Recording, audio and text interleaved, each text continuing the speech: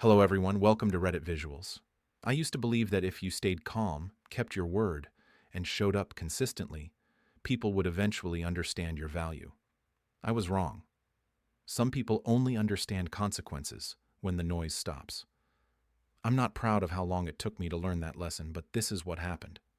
I met their mother, Claire, when her kids were 7 and 9, Ethan and Lily. She was coming out of a messy divorce, the kind where everything is contested except responsibility. Her ex had walked out 18 months earlier, leaving her scrambling to work double shifts as a nurse while managing 2 young kids who were angry at the world. I wasn't trying to be a replacement father. I wasn't looking to swoop in and play hero. I was just a man in my late 30s who believed that stability mattered. I believed effort mattered. I believed presence mattered. For 8 years, I proved it. I married Claire when the kids were 9 and 11. From that day forward, I became the person who showed up. I did school drop-offs when Claire worked the early shift at the hospital. I stayed up late helping with science projects I barely understood, building volcanoes that never quite erupted right, and solar system models where Saturn's rings kept falling off. I learned which snacks Lily liked, the exact brand of fruit snacks she'd eat, and which ones she'd reject. I learned which teachers Ethan secretly hated, and which ones actually believed in him. I paid for braces when their biological father claimed he couldn't afford it. I paid for field trips, summer camps, new phones when they broke the old ones and swore it wasn't their fault. I sat in uncomfortable metal bleachers on freezing Saturday mornings because Ethan had soccer games. I learned Lily's entire competition dance schedule because she performed competitively and forgot everything except what routine she was learning next. I drove them to birthday parties. I picked them up from sleepovers. I helped them study for tests their mother was too exhausted to help with after 12-hour shifts. I taught Ethan how to change a tire. I taught Lily how to handle her first heartbreak. I was there for school conferences, doctor appointments, and the random Tuesday afternoon when one of them got sick and needed to be picked up. I didn't ask for praise. I didn't keep score. I thought that was what being an adult meant. I thought that was what love looked like. But somewhere along the way, effort turned into expectation, and expectation turned into entitlement. It started small. Jokes at first, little comments that made everyone laugh except me. "Oh, relax, he'll handle it. He's basically our assistant. If we need money, we just ask him. He always says yes." They said it laughing, but laughter doesn't soften disrespect. It just disguises it. It makes you feel crazy for being hurt by something everyone else thinks is funny. I told myself it was teenage sarcasm. Ethan was 14, Lily was 12. I told myself I was being sensitive. Claire told me not to take it personally. "They don't mean it," she said. "You know how kids are. They're just testing boundaries." So I kept going, kept paying, kept driving, kept fixing things before they broke, kept being the net under their mistakes. The comments got sharper over the next year. "You're not my real dad, so I don't have to listen to you. Mom wouldn't make me do this." Whatever. You'll get over it. When I tried to set boundaries, they'd laugh. When I tried to enforce rules, Claire would soften them. When I expressed frustration, I was told I was being too hard on them. So I adjusted. I stayed quiet. I kept showing up. Until one night, 3 years later, I overheard the sentence that changed everything. Ethan was 17. Lily was 15. We had friends over, nothing formal. Just pizza, music, people talking over each other in the living room.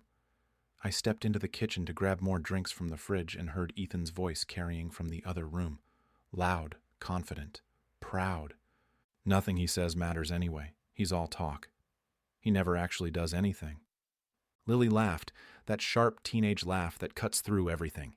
"Yeah, he just lectures and then forgets about it. Zero consequences. We literally do whatever we want."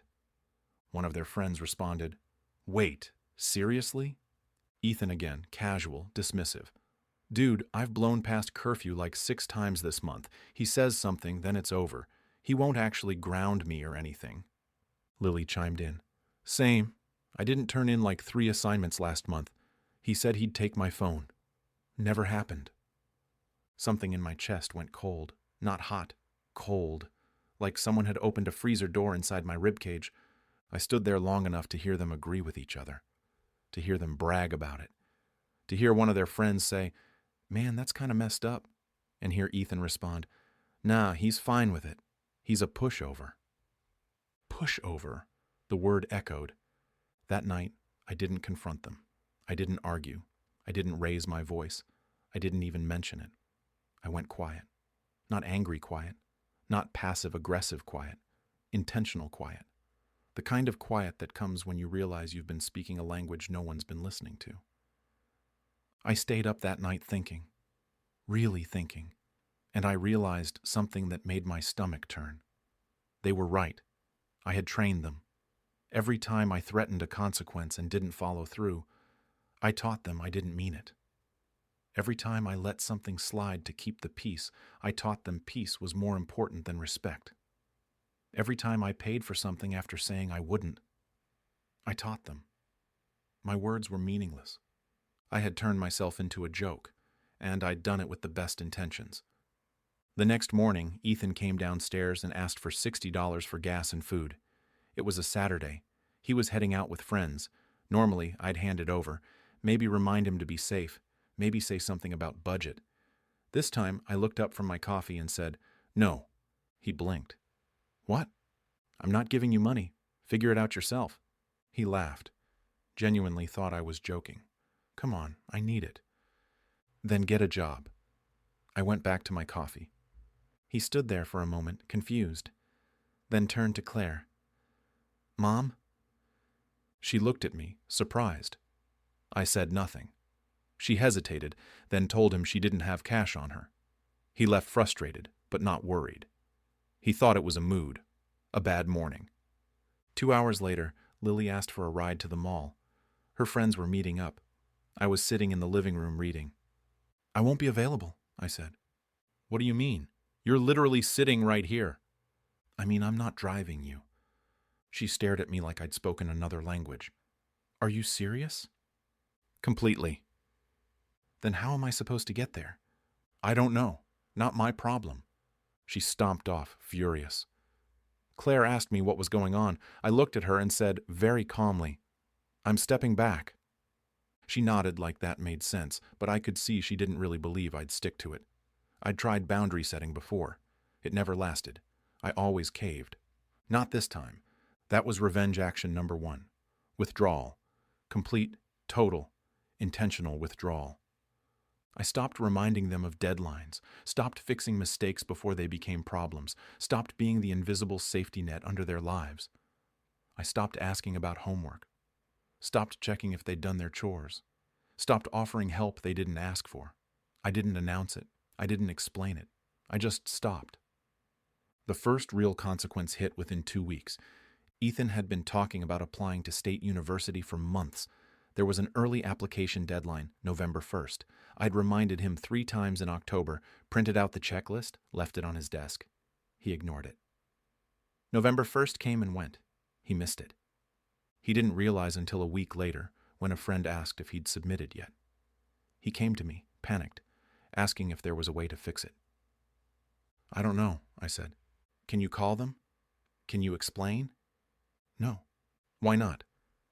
"Because it's not my application. It's yours."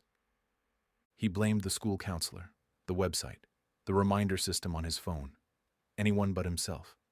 Normally, I would have checked it for him, reminded him daily, walked him through every single step. This time, I said nothing. I let him sit in it. Claire was upset with me. "You could have reminded him one more time." "I reminded him 3 times. He's 17. At some point, it's his responsibility." "But this affects his future."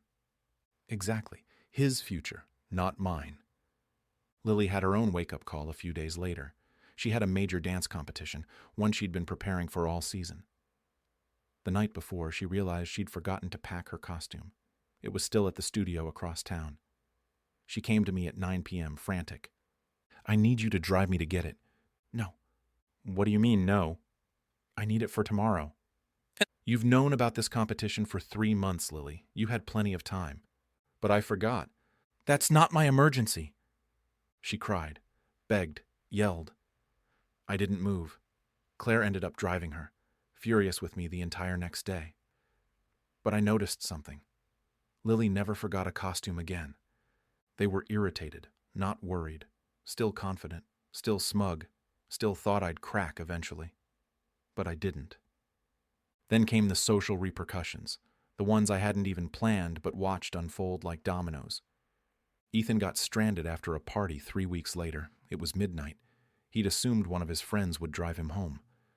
When that fell through, he called me. I didn't answer. He called 4 times. I didn't answer. He finally called Claire, who woke me up asking what to do. He can figure it out, I said. He's stranded. He's 17. He has a phone. He can call a cab. He can call a friend. He made the choice to go without a plan. She went and got him. But the next time, she didn't. And the time after that, he stopped assuming someone would bail him out. Lily got benched from her dance team for missing too many rehearsals. She'd been skipping them, assuming I'd cover for her with some excuse to the instructor. I didn't. When the instructor called to ask where she'd been, I told the truth. I don't know. She's 15. I assumed she was where she said she'd be. Teachers stopped making exceptions for late work. Coaches stopped waiting for them when they were late to practice. I used to call ahead, smooth things over, apologize on their behalf. I stopped. And suddenly, the world held them accountable. Silence doesn't argue. Silence lets reality speak. And reality was louder than I'd ever been. Claire finally confronted me about a month in. She sat me down after the kids went to bed. "You're punishing them," she said. "No," I replied. "I'm letting them experience what they said they wanted." "What's that supposed to mean?" I told her what I'd heard that night. Every word. Her face changed. Anger first, then something sadder. Shame, maybe. "They're just kids," she said quietly. "They're old enough to know better, and I spent 8 years teaching them they could treat me like I didn't matter. I'm done." Hey! She didn't like that answer, but she didn't argue anymore. Because deep down, she knew I was right. Things escalated when Ethan failed his AP history class. Not because he wasn't smart enough, not because the material was too hard, but because no one chased him anymore. No reminders, no check-ins, no safety net. When the report card came, he stormed into the kitchen, yelling about how unfair it was, how the teacher had it out for him, how he didn't know the final was worth so much. I looked at him calmly and said, "You said nothing I say has consequences. I believed you." He froze. "You bragged about it, to your friends, in my house, so I stopped saying things. And now you're finding out what consequences actually feel like." His face went white. That's when the house changed. The air shifted. Lily stopped laughing. Ethan stopped bragging. They moved quieter, spoke softer, but they didn't apologize. Not yet. The real breaking point came during Thanksgiving. We hosted Claire's family, her parents, her sister, her brother-in-law, their kids. The house was full. During dinner, Ethan and Lily joked about me again, in front of everyone, about how I'd become so dramatic and completely checked out. Ethan said, "He used to be cool. Now he's just like silent all the time." Lily added, "Right? It's so weird." The table went awkward. Claire's mother looked uncomfortable. I set down my fork, stood up, raised my glass, and said very calmly, "You're right. I checked out. I listened to you. You said nothing I said mattered, so I stopped saying things. I stopped interfering. And you're still mad, which tells me the problem was never what I said. It was that I stopped doing things for you." Dead silence.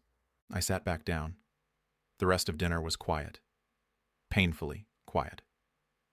Claire's sister pulled me aside later. "I don't know what happened, but good for you." Her husband nodded.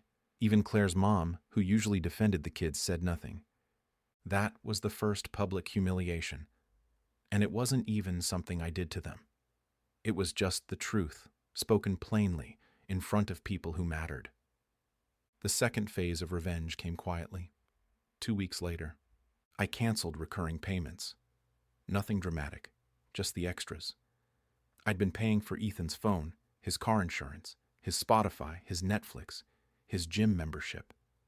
I'd been paying for Lily's dance classes, her competition fees, her costumes, her allowance. I stopped all of it. I didn't announce it. I didn't warn them. I just canceled. Ethan found out when his phone got shut off mid-conversation with a friend.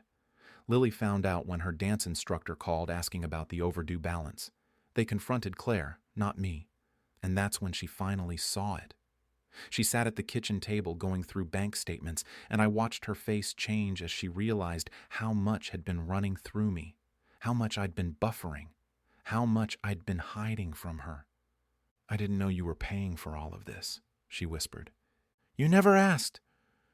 She cried that night, not because I'd stopped, because she hadn't noticed I'd been doing it in the first place.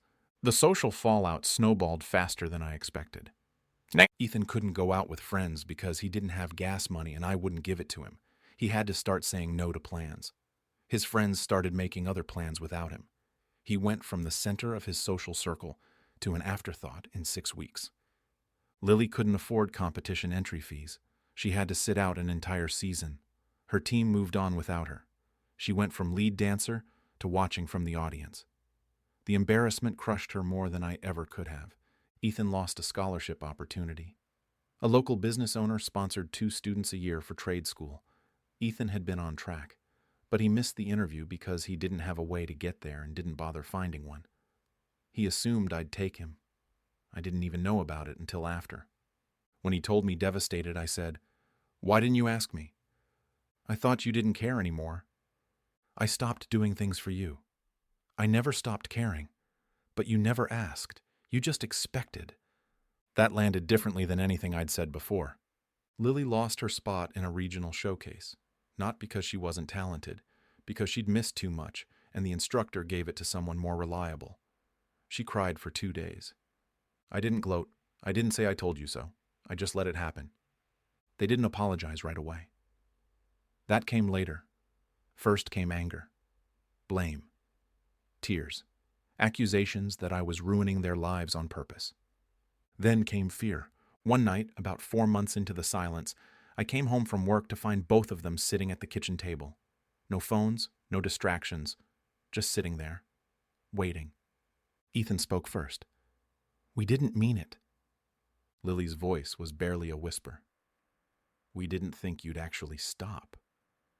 That sentence landed heavier than any insult, heavier than the years of jokes, heavier than anything they'd ever said. I sat down. I didn't yell. I didn't lecture. I just told them the truth, calmly, without cruelty. I didn't stop because I was angry. I stopped because you told me I didn't matter, and I believed you. You spent years showing me that my effort didn't mean anything, that my words were background noise. So I gave you what you wanted. Silence. Lily started crying. Ethan looked at the table. "You want to know the worst part?" I continued. "I realized you were right. I had turned myself into a joke. Because every time I said I'd do something and didn't follow through, I taught you not to believe me. Every time I let something slide, I taught you there were no consequences. I trained you to treat me like I didn't matter. And that's on me." Ethan's voice cracked. "We're sorry." "I know, but sorry doesn't undo the last 8 years. Sorry doesn't fix what's already broken. What fixes it is change." The final humiliation wasn't loud. It wasn't a single moment. It was cumulative.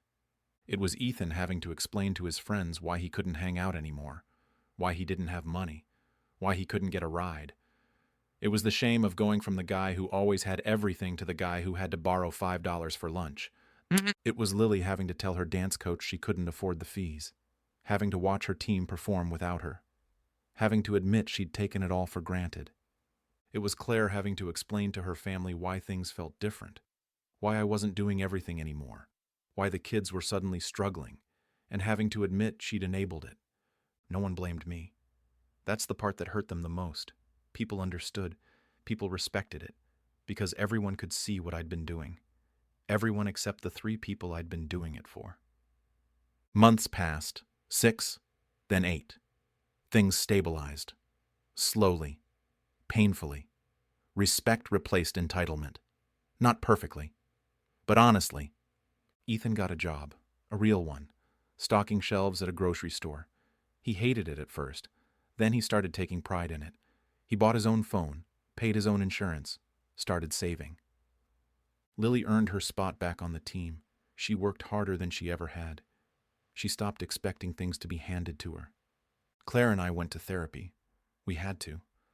Because this wasn't just about the kids. It was about us. About how we'd failed to be a united front. About how she'd undermined me, and how I'd let her. One night, about 10 months after everything started, Lily left a note on the counter. I found it in the morning, folded next to the coffee maker. "I'm sorry for acting like you didn't matter. I'm sorry it took losing everything to realize what you'd been doing. Thank you for not giving up on me even when I gave you every reason to. I love you." I kept that note. 2 days later, Ethan shook my hand. It was awkward, stiff, real. "You didn't deserve that," he said. "Any of it. I was a selfish kid who didn't understand what you were sacrificing. I'm trying to be better." I didn't celebrate. I didn't gloat. I didn't say I told you so, because revenge wasn't the point. It never was. The point was boundaries. The point was respect.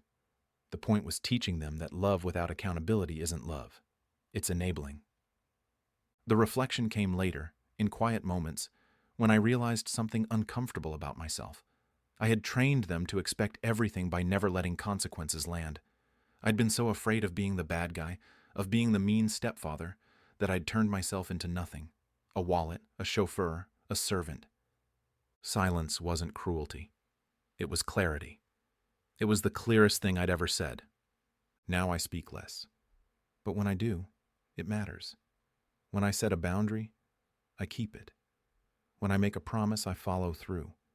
And when they test me, which they still do sometimes, I don't waver. They're different now. Ethan's 19, working, going to community college, planning to transfer. Lily's 17, dancing, thriving, more grounded. Claire and I are stronger. Not perfect, but stronger.